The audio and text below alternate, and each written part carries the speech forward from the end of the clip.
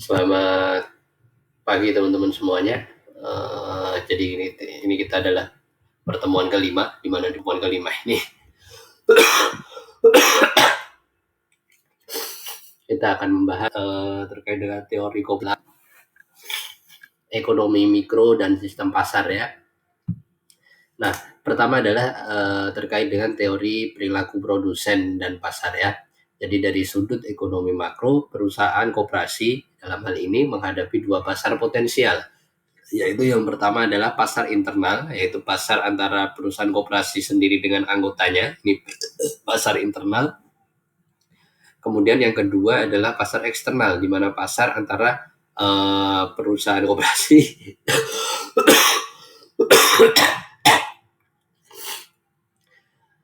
pasar antara perusahaan koperasi dengan non anggota ya, atau anggota potensial tapi belum menjadi anggota, itu adalah pasar eksternal ya.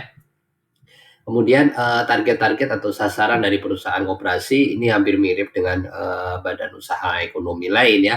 Yang pertama adalah memaksimumkan profit, yaitu perusahaan dalam keadaan keseimbangan jika perusahaan itu memaksimumkan profitnya. Profit maksimum diartikan sebagai selisih antara total revenue dengan total cost terbesar pada tingkat penjualan tertentu ya. Jadi profit maksimum adalah selisih revenue dan cost terbesar.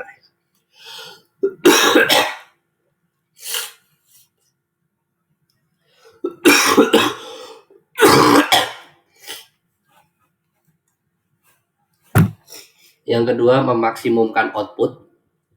Perilaku lain dalam penetapan harga adalah harga ditetapkan pada kondisi di mana koperasi tidak mendapatkan untung, tetapi juga tidak menderita kerugian ya. Jadi tidak untung namun juga tidak rugi. Jadi tujuannya adalah memaksimumkan outputnya atau jumlah produksinya. Kemudian yang ketiga, meminimumkan biaya rata-rata. Perilaku yang dapat dilakukan oleh perusahaan termasuk koperasi adalah menetapkan harga pada saat biaya rata-rata mencapai minimum. Artinya harga ditetapkan pada saat AC itu average cost sama dengan MC atau marginal cost ya. Jadi pada saat average cost sama dengan marginal cost, nah di sanalah biaya rata-rata minimumnya ya. Kemudian keseimbangan kompetitif. Pada persaingan sempurna, keseimbangan akan terjadi pada saat MC marginal cost sama dengan AR revenue sama dengan P atau price ya. Pada situasi seperti ini, koperasi dapat menghasilkan dan menjual output sebanyak P4 atau quantity 4 dan menetapkan harga P4 atau price 4 sebagai harga jual produknya. Nah, ini adalah teori ya, teori ekonomi ya, untuk mencapai keseimbangan kompetitif nanti bisa dipelajari lagi ya di buka ekonomi mikronya. Kemudian yang terakhir, tujuan koperasi sasarannya adalah memaksimumkan dividen atau SHU per anggota. Bila koperasi bertujuan memaksimumkan dividen yang dapat didistribusikan kepada anggota, koperasi hendaknya memproduksi output pada saat perbedaan harga dan biaya rata-rata adalah yang paling besar atau yang paling maksimum, sehingga untuk memaksimumkan dividen maka profitnya dulu yang dimaksimalkan ya, sehingga dari profit yang maksimal itu nanti bisa memberikan dividen atau SHU yang maksimal kepada anggotanya. Oke, kemudian di sini adalah kekuatan dan kelemahan koperasi dalam sistem pasar ya. Jadi sebagai organisasi yang dimiliki oleh para anggota, koperasi sangat mungkin memanfaatkan kekuatannya, terutama yang berhubungan dengan economies of scale kemarin ya, membeli barang dalam jumlah yang banyak sehingga biayanya semakin kecil ya. Bargaining power di pasar ya, yang merupakan akibat bersatunya dari para produsen dalam koperasi. Uncertainty, kemampuan dalam menghadapi ketidakpastian ya, karena punya pasar internal yang besar.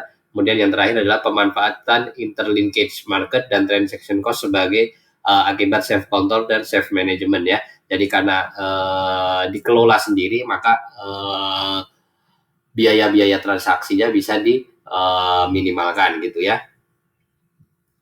Oke, bila dikaji secara teoritis, banyak kelemahan koperasi yang timbul dari sifat dasarnya. Dalam prinsip-prinsip koperasi yang dikemukakan terdahulu, terlihat ada kelemahan dalam struktur permodalan pada koperasi. Kelemahannya adalah prinsip keanggotaan ya, jadi permodalannya hanya dari anggota, kemudian prinsip kontrol secara demokratis sehingga tidak terlalu fleksibel atau tidak terlalu cepat mengambil keputusan. Prinsip pembagian SHU berdasarkan jasa anggota. Yang keempat, prinsip bunga yang terbatas atas modal ya. Nah, ini adalah kelemahan-kelemahan koperasi ya.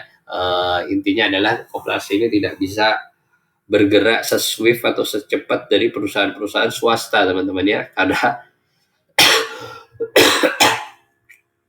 hal-hal ini ya. Oke, ini di sini ada rantai tata niaga ya, di mana ada produsen ke pedagang, pedagang ke konsumen, konsumen memberikan feedback ke produsen dan sebagainya. Ini adalah rantai tata niaga. Jika dilihat dari jalur tata niaga, sebenarnya seorang produsen mempunyai banyak pilihan dalam mendistribusikan produknya. Jadi produsen bisa mendistribusikan produknya dengan banyak channel ya, banyak jalan gitu ya. Yaitu yang pertama adalah bisa langsung melayani konsumen akhir atau distribusi langsung. Yang kedua adalah produsen menjual ke pedagang besar, kemudian pedagang besar menjual ke pengecer, dan pengecer menjual ke konsumen akhir. Kemudian yang ketiga, produsen mempunyai beberapa agen penjualan yang menjual langsung kepada pengecer dan oleh pengecer menjual ke konsumen akhir. Kemudian yang keempat, produsen menjual ke pengecer secara langsung dan oleh pengecer dijual ke konsumen akhir. Atau yang kelima, produsen mempunyai beberapa agen penjualan yang melayani konsumen akhir ya. Jadi bisa menggunakan pedagang besar, pengecer maupun agen penjualan ya. Banyak untuk bisa mendistribusikan barangnya ke konsumen akhir. Sasaran integrasi vertikal melalui koperasi ya. Menurut Supriyono, integrasi vertikal merupakan salah satu strategi alternatif di mana perusahaan memperluas lingkup kegiatannya dengan melaksanakan